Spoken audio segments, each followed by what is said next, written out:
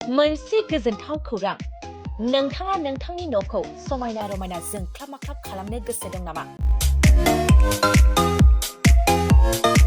थारैनो नोंथाङा नोंथांनि न'खौ समायना रमायना साजायनो गोसो दंब्ला नोंथांमोननि थाखाय बिजनेस बेन्स प्रडाक्ट्स कम्पानिया गोजोनथाव खौरां लानानै फैदों।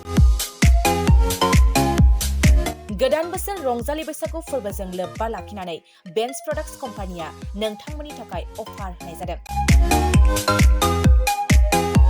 चिरां जिल्ला बेंटल गेट 27 राजा लामानि एबा सिबिथाय लामानि साखाथियाव नोंथांनि न'खौ समायना रमायना खालामनो गोसो जानाय रायजो राजाफोरनि थाखाय बिजनेस बेन्स प्रडाक्ट्सआ लानानै फैदों गोजोनथाव खौरां।